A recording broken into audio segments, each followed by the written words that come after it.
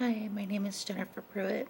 We're in week 2 of Anatomy and Physiology, and we're going to talk about the main tissue types.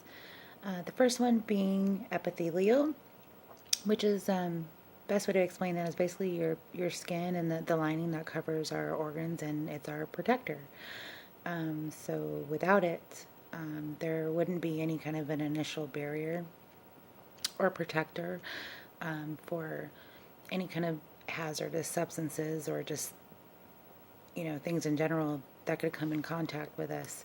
There'd be no protection, not just for our outer layer and our skin, but also our internal organs.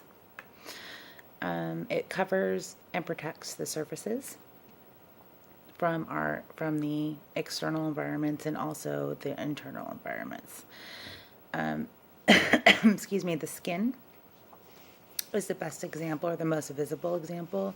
It also lines, for example, our respiratory tract and is also a barrier or protector within our respiratory tract. The epithelial is connected by something called the basal lamina, and that's essentially what connects it to the next level. It's like an anchor, and the epithelial is called avascular. There's no blood supply or blood flow going through the epithelium. Like the other tissues, this one is not, it's avascular.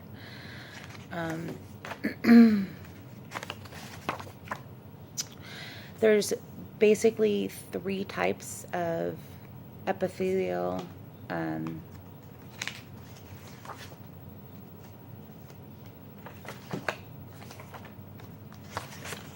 Hold on, I have notes. Sorry, I'm getting mixed up here. There's simple epithelium, which is the single layer of epithelium. There's stratified, which is multiple layers of epithelium, and then pseudostratified, which is a single layer of different sizes, one on top of each other, like a multi-layer.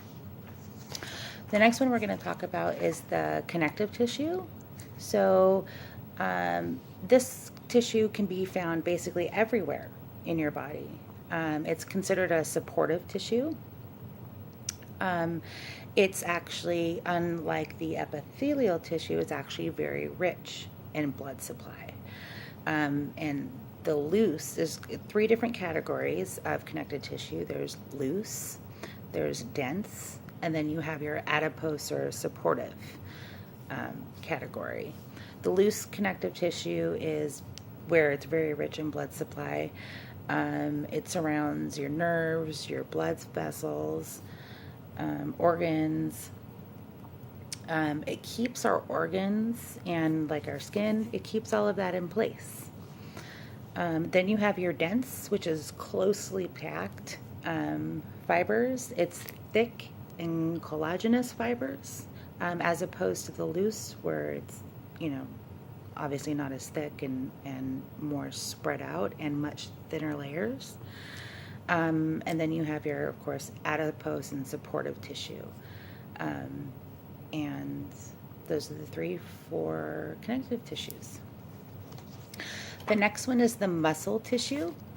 The muscle tissue is categorized in basically 3 different categories. You have your skeletal muscle tissue, which is what's attached to your bones. You have your cardiac muscle tissue, which is obviously where your heart and your thoracic region is. And then your smooth muscle, which lines the walls of our blood vessels. And certain organs, like our digestive tracts, that would be lined with smooth muscle. And also smooth muscle, or muscle tissue in general, advances the movement of substances. So our muscle tissue, for example, our digestion. Muscles help push our food through our digestive tract. That's an example of what muscle tissue does, specifically the smooth muscle or skeletal. The next thing we're going to talk about, and the last, is the nervous tissues. nervous tissue is different, and it looks very different than the rest of the tissues. I call it the octopus tissue because it's the one that goes out and stars out and kind of reminds me like a little alien. Um, Without our nervous tissue, we'd be completely numb. We wouldn't have any sensitivity to anything, any feelings. There'd be no way for our sensory anything to travel to our brains or our bodies or our muscles or for anything to work. This is one of the biggest reasons that nervous tissue is so important. With nervous tissue, basic structural unit of the nervous system, you've got your cell body, your dendrites. Your cell body contains a nucleus and other organelles. The dendrites are short, slender extensions, and they're the ones that actually receive the stimuli, so they take in, oh, this is happening. And then you have your axons, which is the long, slender, I call them octopus tentacles, which actually sends the stimuli and tells you, okay, oh, here we go. We've received it, and now the axons grab it and they send it out. So there you have it. That's this week's video discussion. This is Jennifer Pruitt, week number 2. And I think it's the 22nd I waited to the kind of last minute to upload the video. Okay, thanks. Bye.